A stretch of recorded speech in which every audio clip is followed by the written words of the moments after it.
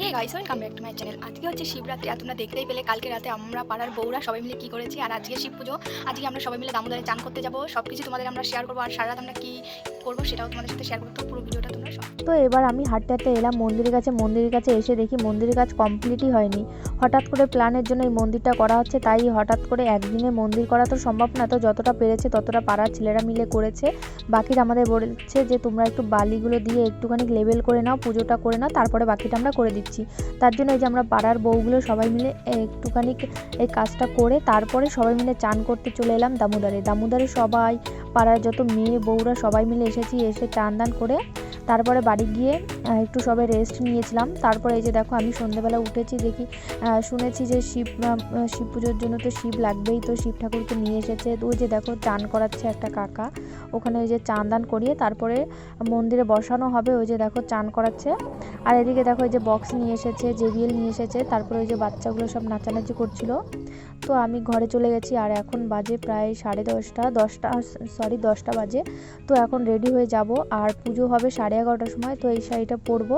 তো এই যে দেখো রেডি হয়ে গেছি, আর এই যে আমার এটা হলো ফাইনাল লুক শিব পুজোর। তো কেমন হয়েছে অবশ্যই জানাবে আমার আজকে সাজটা।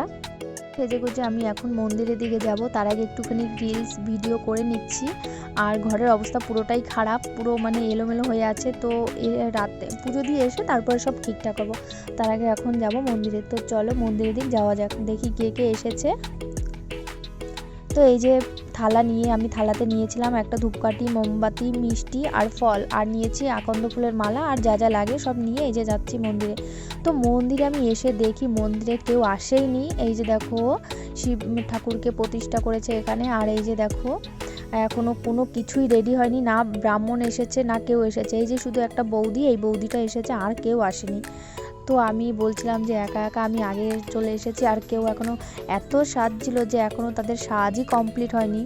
তো এই যে চারিদিকটা একটু ঘুরে ঘুরে দেখাচ্ছিলাম, সুন্দর টুনি লাইট দিয়ে সাজিয়েছে, খুব সুন্দর লাগছিল। আর দেখো পুরো ক্লাবটাই ফাঁকা, কোনো লোকজন নেই। আর এইটা হচ্ছে আমাদের শীতলা মন্দির, যেখানে আমরা শীতলা পুজো দিই। তো তারপরে এই যে দেখো আর একজন এসেছে, তো বৌদি হাই বলছিল। এই যে বলতে বলতে দেখো ব্রাহ্মণও চলে এসেছে, তাই আমরা সবাই ব্রাহ্মণকে একটু হেল্প করছিলাম, সব ফল ফুলগুলো এই যে এগিয়ে দিচ্ছিলাম। তার ব্রাহ্মণ মশাই পুজোর জন্য সব রেডি করছিল। আমি এখানে একা একা বসে বসে ভিডিও করছিলাম, কি আর করবো বলো, একা একা বসে থাকতে তো আর ভালো লাগে না। এখন সবার হাতে ফোন আছে, তাই একা একা থাকতেও বোরিং লাগে না। তো এই যে ঠাকুরমশাই সব রেডি করছিলাম, আমি চুপচাপ বসেছিলাম। তারপর যে দেখো এক এক করে 2-1 জন করে আসছিল এই যে, আর আমি ওদিকে ঠাকুরমশাইকে হেল্প করছিলাম, সব কিছু ঠাকুরমশাই যা যা বলছিল সেগুলো এগিয়ে দিচ্ছিলাম আমি। তারপরে এই যে সব রেডি হবে, তারপরেই তো পুজোয় বসবে, তার আগে যত কাজ সবগুলো ব্রাহ্মণ করে নিচ্ছে। এই দেখো সবাই চলে এসেছে, এর একটু পরেই পুজো শুরু হবে। দেখো আমাদের সবাই পাড়ার যত মেয়ে বউ সবাই খুব সুন্দরভাবে সেজেছিল। ওই দেখো সব বাচ্চা বাচ্চা মেয়েরাও সুন্দর, সবাই শিব পুজো দেবে, শিব পুজোটা মেয়েরাই দেয়, তাই সবাই এই যে সুন্দর করে সাজছিল, সব কি সুন্দর লাগছিল বলো। এই যে এবার ঠাকুরমশাই পুজো শুরু করবেন।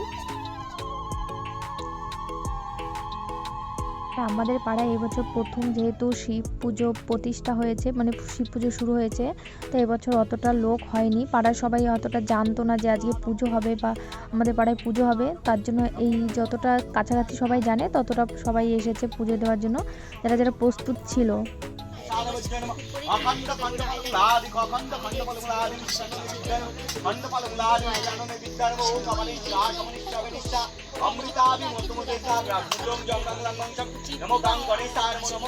ঠাকুরমশাইয়ের পুজো অনেকটা হয়ে গেছে, এবার ঠাকুরমশাই বলছিল জল ঢালার পালা। এবার যে যে জল ঢালবে তারা এখানে এক এক করে চলে আসো। তো প্রথমে আমরা অবিবাহিত মেয়েদের পাঠানো হয়েছে, তারপরে আমরা মেয়েরা বউরা। তো বউরা গিয়ে প্রথমে জল ঢালার নিয়ম হচ্ছে, প্রথমে ঘি দিয়ে চান করিয়ে, মধু দিয়ে চান করিয়ে, তারপরে দুধ দিয়ে চান করিয়ে, তারপরে মালা পরানো।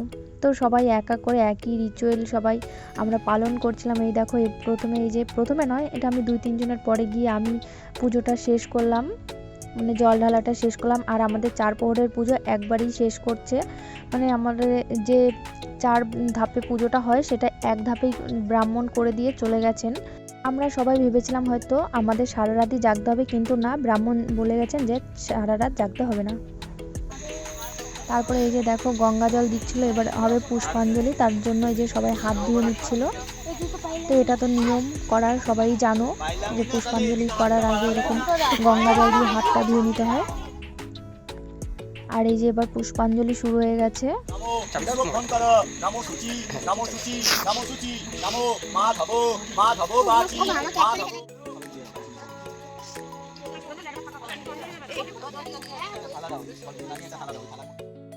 তো এই যে দেখো সবাই মিলে একসঙ্গে 3বার পুষ্পাঞ্জলি করতে হয়, তো সেটাই ঠাকুরমশাই বলছিল আর আমরাও বলছিলাম। তো এইভাবে করে পুষ্পাঞ্জলি দিয়ে তারপরে পুজো কমপ্লিট হয়ে যাবে।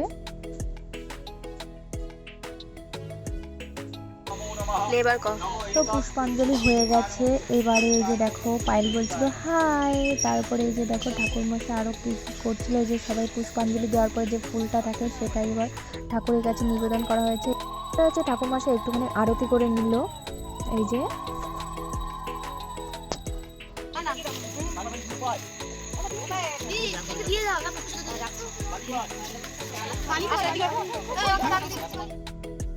তারপরে এই যে হোম যজ্ঞ করছে, এটাই হলো লাস্ট পুজোর লাস্ট নিয়ম হচ্ছে হোম যজ্ঞ।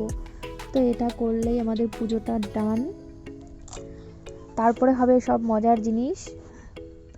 তো শিব পুজোতে এই যে দেখো গান শুরু হয়ে গেছিলো ওদিকে ঠাকুরের, আর পুজো করা যেহেতু কমপ্লিট তাই এখানে গান চালিয়ে দিয়েছিল আর সব বউগুলো নাচানাচি শুরু করে দিয়েছিল। তো আমি যখন ভিডিওটা অন করলাম তখন সবাই নাচ বন্ধ করে দিয়েছে। আর এদিকে নিয়ে এসেছিল হলো ভাং।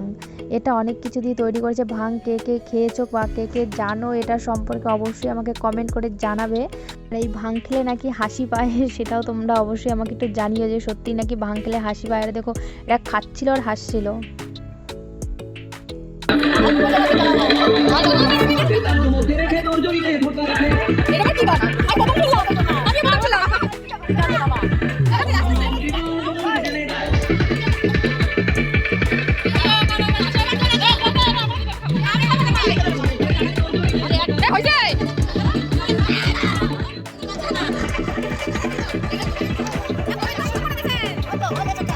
এই যে দেখো এই যে একটা ঠাকুমা, সে বলছে আমিও ভাং মানে এইটা খাবো। ঠাকুমা ভেবেছিল হয়তো অন্য কিছু, কিন্তু যখন বলছে এটা ভাং তখন বলছে খেলেও কিছু হবে না, দে আমাকে একটু দে।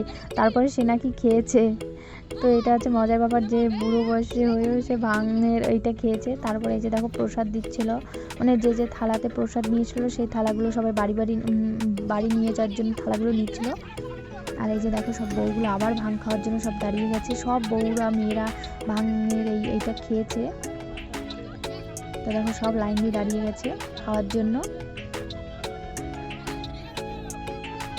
ভাং খেয়ে সবাই নাকি খুব নাচানাচি করছিল, কিন্তু আমি ছিলাম না এখানে, আমি বাড়ি চলে গেছিলাম তাই আমি দেখতেও পাইনি। আর এটা হচ্ছে পরের দিন যে প্রসাদগুলো ছিল, সেদিন তো আর রাতে কেউ ছিল না তাই প্রসাদ দেওয়াও হয়নি, সবাই নাচানাচি করে যে যার মতো বাড়ি চলে গেছিলো।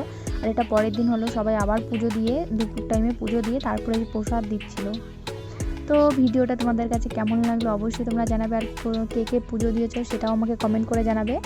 আর এই ভাঙগুলো কে কে খেয়েছো সেটাও কমেন্ট করে জানাবে। তো বন্ধুরা আজকের ভিডিওটা এই পর্যন্ত, ভালো লাগলে অবশ্যই এটা লাইক করে দিও। টাটা।